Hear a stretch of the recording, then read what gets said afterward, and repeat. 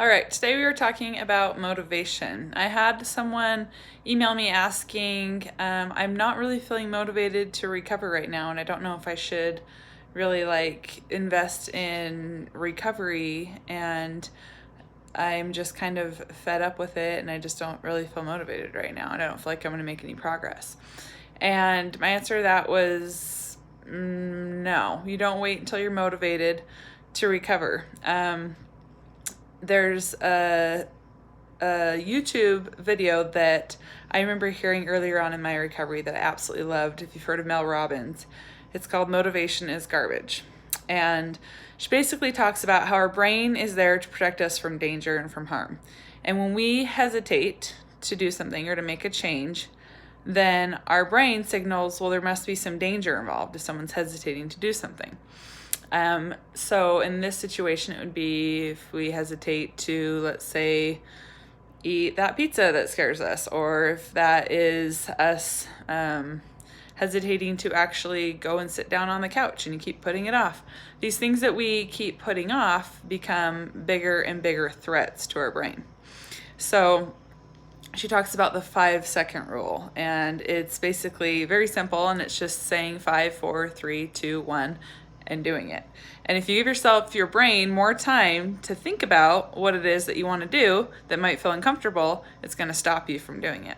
So I implemented this in my own recovery, and I remember standing in the pantry with this thought in my mind, like, okay, 5-second rule. And I would just look in the pantry, and the first thing I saw that looked good, I'd say 5, 4, 3, 2, 1. I'd grab it and I'd eat it. Rather than what usually would happen for me is I'd stand in the pantry and I'd look around. Well, that looks good. Ooh, that looks good. But that looks good. Ooh, maybe I'll fill up on a salad or fruits and vegetables first, and then I'll eat that. But then if I eat that and I want that, and it was just this on and on and on. I could never decide what to eat, and eventually it ended up being that I would eat something safe. So when I practiced this 5-second rule, it did feel a little bit like jumping off of a cliff, because it was like 5, 4, 3, 2, 1, open the bread, make a sandwich, eat it. Obviously I didn't eat it in 5 seconds, but I made that decision. I committed to that I was going to do that. And then any kind of talk after that decision, I just shut it up. Stop thinking about it. Don't entertain those thoughts. You made your decision and you're doing it. And so that's kind of why in recovery, or throughout our eating disorders, when we avoid certain foods and when we put off doing the things we know we need to do that are going to get us recovered, it feels so much harder to actually do when we start our recovery. And a couple of reasons for lacking motivation, at least from my own personal experience, was when I was in a really bad spot and I hadn't even really attempted recovery, or I wasn't even trying to recover at certain periods, I would just feel helpless. I would feel like, what's the point in even trying? Like, I don't even know anyone that's really recovered. All I ever hear is, you're going to live with this your whole life, and it might just be something that you kind of have to manage and kind of keep an eye out for, the rest of your life. That did not feel motivating for me. That did not make me feel like I wanted to make any changes, because that sounded like torture to me, to live feeling like I was kind of white knuckling my recovery my whole life. So that's one thing. Another thing that I remember thinking is, well, I have so far to go. Like, my brain is so messed up. I'm so trapped. I'm so paralyzed by fear. Why would I even try? Because I know what happens when I try. I've failed so many times at this. Why would I even try? That's a huge one. That's a major reason why people lose motivation, is that thought right there. And then the other one, and the one I find most common with clients, is they're stuck in quasi-recovery and they're functioning. Nobody's on them and harassing them about their body anymore, or their behaviors that they see aren't as obvious or evident, but they're still totally mentally trapped.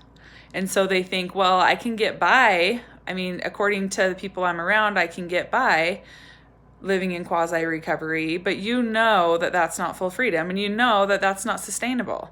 Staying in quasi-recovery is really, really hard to do long term, and it's not really something that anybody aspires to want to live. If somebody feels that this is all there is to recovery, that's not true. You haven't reached full recovery, and once you do, it won't feel so hard. So those are some reasons why people may lack motivation in recovery. There are reasons why I lacked motivation for a very long time. But the good news is that motivation is garbage. So I encourage you to listen to that YouTube video by Mel Robbins because it's amazing. And she does make some references that may trigger some people in regards, she doesn't struggle with an eating disorder, but in regards to exercise or eating the right food or something like that. So if you feel like that's going to trigger you, don't listen to it. But if you can replace that with, when she says eating the right food, with for you would be your fear food, then it can really work for you.